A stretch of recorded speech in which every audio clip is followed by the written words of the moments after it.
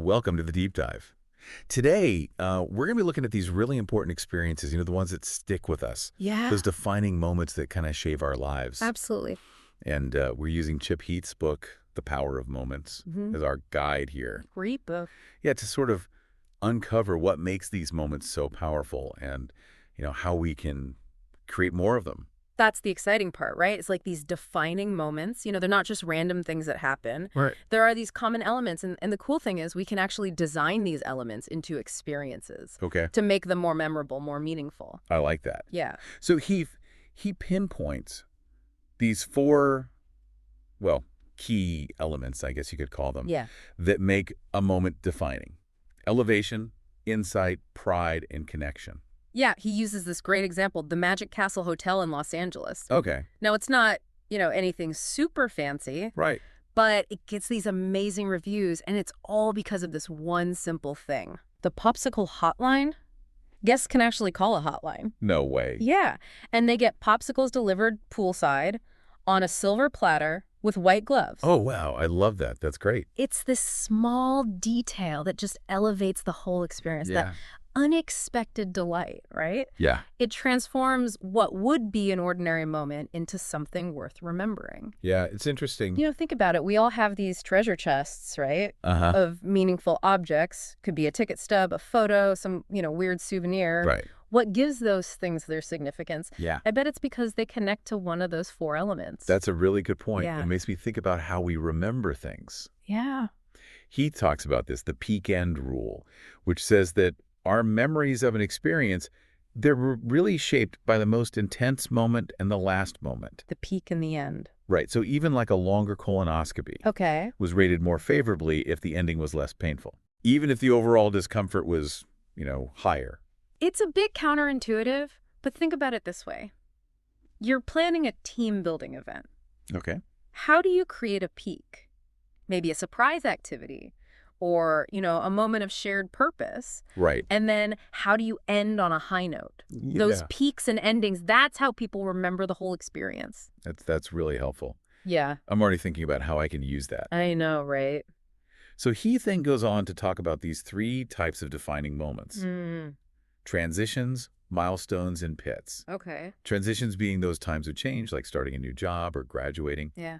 Milestones are those landmark occasions, birthdays or work anniversaries. Hmm. And pits being the negative experiences, the ones we'd rather just avoid. Right. And the interesting thing is how many opportunities we miss to really transform these moments. Oh, okay. Like take transitions, for example. Yeah. Instead of your typical graduation ceremony, imagine a senior signing day, Okay. like they do at Nice Prep in Houston. I've heard of that, yeah. Graduating seniors, they announce their college plans to the whole school, Wow. turning graduation into this huge community celebration That's awesome. of achievement and possibility. Yeah, it's brilliant. It's a brilliant way to make that transition so much more impactful. Exactly. So I guess the question is, what transitions in your own life or work could be made more memorable? Yeah, good question. Maybe there's a way to kind of elevate a routine onboarding process. Yeah. Or create a more meaningful way to say farewell when colleagues are leaving. Milestones are often overlooked too. Think about retail banks. Oh. They rarely even acknowledge major events in their customers' lives. Like what kind of events? Buying a house, getting married, having a baby. Right. These are like prime opportunities to connect with customers on a personal level, Yeah. but they just go unnoticed. They do. So what if we created these milestone calendars Interesting. to keep track of those important events? Not just birthdays, but these other moments that really matter. I like that. It's a chance to show you care, to strengthen those relationships. Now, those pits, the moments we tend to avoid, Yeah. those can actually be transformed too. Right. Chip Heath tells the story of Doug Dietz, this designer who was horrified to learn how terrified kids were of MRI machines. Oh, yeah. So he completely redesigned the whole experience, turned the MRI room into like a pirate ship adventure or an underwater exploration, That's amazing. reduced the need for sedation, and made kids actually look forward to it. It shows how creative thinking can really turn a negative experience into a positive one. Exactly. So what pits are we just kind of tolerating, Yeah, good question. that could be improved? Like a frustrating process at work or a dreaded weekly meeting. Right. What small changes could actually make a big difference? And these pits often highlight a lack of aha moments, those Yes. bursts of insight that just change your understanding. In an instant. All right, Chip Heath talks about this, tripping over the truth, Yeah. designing experiences that help people discover these important truths for themselves. He has this example, the CLTS sanitation program in Bangladesh. Okay, yeah. They use this deliberately shocking but effective process The, to make villagers confront the health risks of open defecation, and it worked. led to a rapid change in behavior. Wow, that's pretty intense. It is, but the principle applies to so many other situations. Yeah. How can we create those aha moments at work, where colleagues or clients experience that shift in perspective and start taking action? It's all about sparking that internal realization, right? Exactly. That leads to lasting change. And speaking of change, Chip Heath also talks about stretching ourselves, Okay. pushing ourselves outside our comfort zones for greater insight and growth. Right. He talks about Sarah Blakely, founder of Spanx, Oh, Spanx. her relentless persistence, and her unique approach to failure Okay. helped her overcome so many obstacles. So it's like viewing failure not as a setback, but as a learning opportunity. Exactly, a chance to discover our own resilience and capabilities. I love that. Yeah. It's a good reminder that we learn and grow the most when we push ourselves beyond what's familiar. Yeah, beyond what feels safe. What are some areas in your life where you could stretch yourself? It might feel uncomfortable, Right. but the potential for discovery is huge. Yeah, I like that a lot. So finally, Chip Heath dives into the importance of fostering deeper connections, Okay. creating these moments where we feel a sense of belonging and shared meaning. He uses the example of Sharp Healthcare, bringing together 12,000 employees for this all-staff assembly Yeah, massive undertaking. to revitalize their commitment to patient care. Powerful reminder of their shared purpose. Right, but how does that connect to, our everyday interactions? Well, the thing is, simple gestures like active listening, showing genuine interest, Yeah. responding thoughtfully, can make someone feel seen and valued. These micro moments of connection, they build stronger relationships over time. Yeah, that makes sense. He even mentions the 36 questions experiment, I've heard of that. where strangers become incredibly close after just 45 minutes of asking and answering these increasingly personal questions. That's amazing. It highlights the power of moving beyond just surface-level conversations Right. and making space for authentic connection and vulnerability. So as we wrap up this first part of our deep dive into defining moments, what resonated most with you so far? Good question. Which of those four elements, elevation, insight, pride, or connection, Yeah. feels most powerful to you right now? And where do you see the opportunity to, apply these ideas? We'll be back in just a moment to continue our exploration. So we've been talking about the power of connection, and you mentioned those small gestures, the ones that make people feel seen. Right. Chip Heath calls this responsiveness, Mm. like truly understanding and validating someone's perspective. Yeah, exactly. Going beyond that surface-level interaction, showing that you genuinely care. He uses the example of Stanton Elementary School in Washington, D.C. Oh, yeah, Stanton. They had this program where teachers would visit students' homes, Uh-huh. but they did it before the school year even started. I remember that. That's interesting. Yeah. So what was the thinking behind that? It wasn't about checking off boxes or talking about academics or anything like that. Okay. Teachers would literally sit on the family's couch and just listen, Wow. learning about their hopes and dreams for their kids. So it's about building that relationship from the start. Yeah, that simple act of responsiveness, it built trust and rapport. And did it work? It led to greater engagement from parents and better outcomes for the students. It's a powerful example of how responsiveness can really transform those relationships. It is. It makes me think about all those times when I felt like just another number, Yeah, especially in healthcare. It's so easy to feel lost in the system. that's a really important point. Heath talks about this shift that's happening in healthcare, Wow. moving from what's the matter to what matters to you. I like that. Yeah, recognizing the individual, Right. understanding their values and priorities. It's about personalized care. Exactly, tailoring their care accordingly. He tells the story of Kendra, this young girl with autism who was hospitalized in Scotland. Okay.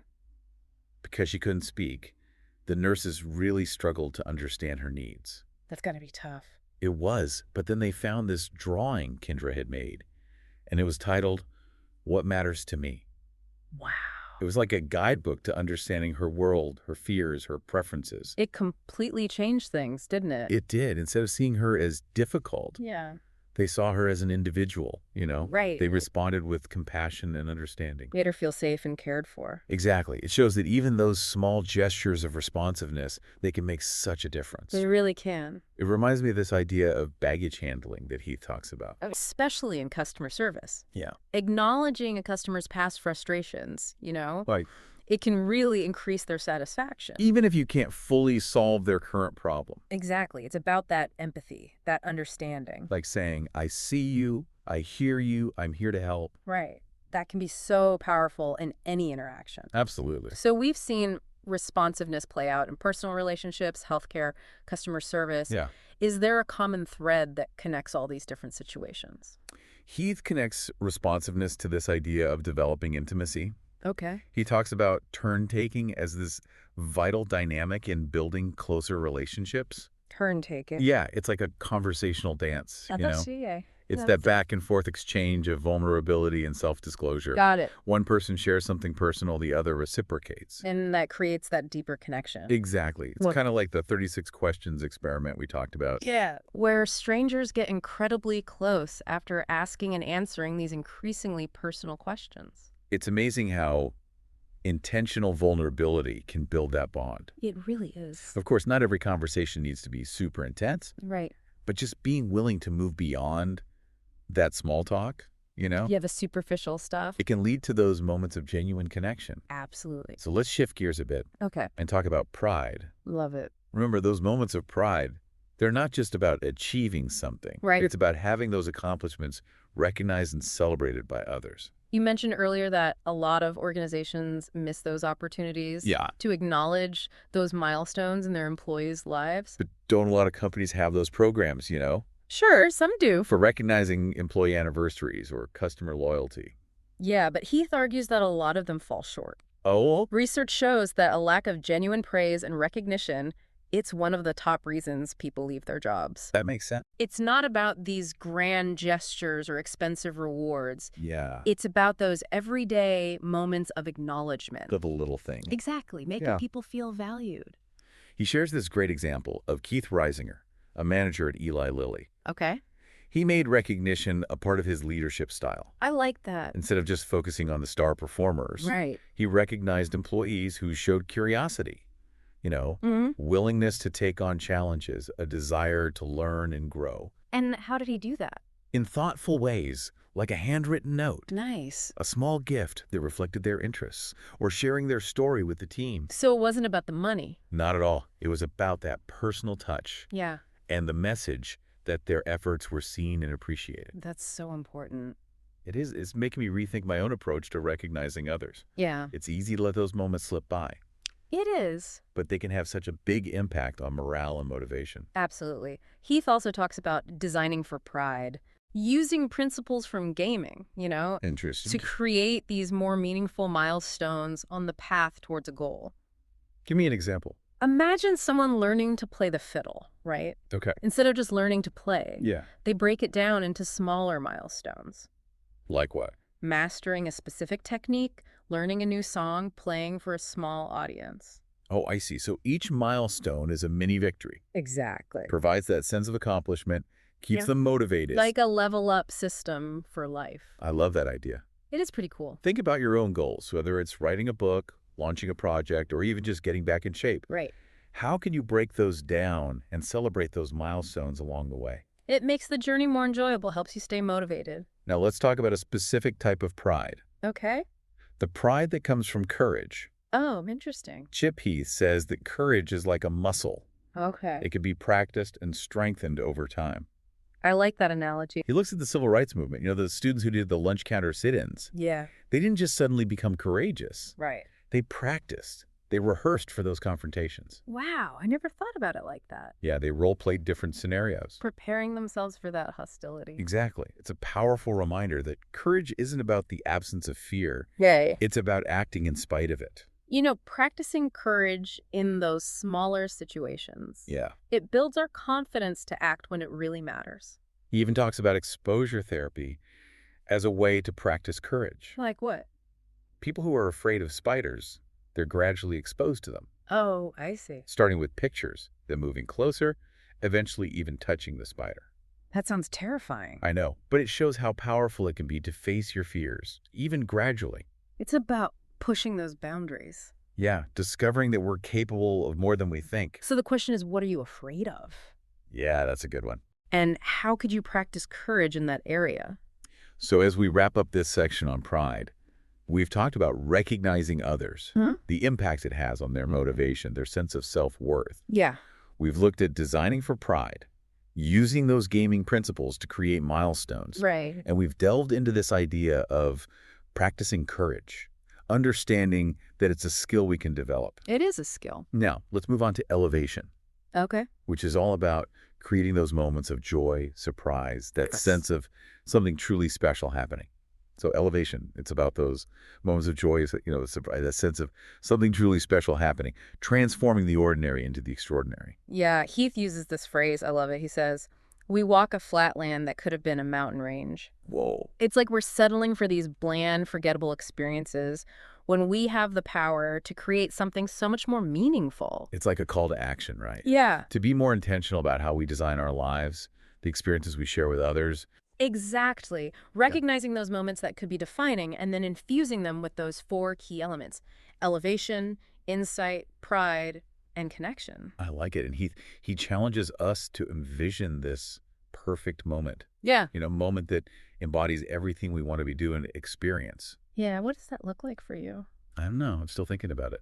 It's a good exercise, in self-reflection. Hmm. What truly matters to you? What legacy do you want to leave behind? Yeah. How can you create moments that reflect those values? Right? He shares this really moving example of Eugene O'Kelly, Okay. a former CEO of KPMG who was diagnosed with terminal cancer, Oh, wow. given just 3 months to live. That's awful. But instead of despairing, he used that time to deepen his relationships. Wow. Find closure, starting with his outer circle and working his way in towards those closest to him. That's really powerful. It is, it shows how a sense of urgency Yeah. can really clarify our priorities. Right. Inspire us to make the most of every moment. It's a good reminder that we don't need some life-altering event to start living with more intention. Yeah. What if we approached every interaction with that same thoughtfulness and purpose?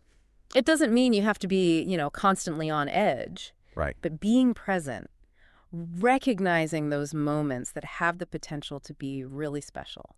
And then consciously choosing how to shape them. Exactly. Heath gives us some really practical advice for doing that. Oh, yeah. Like what?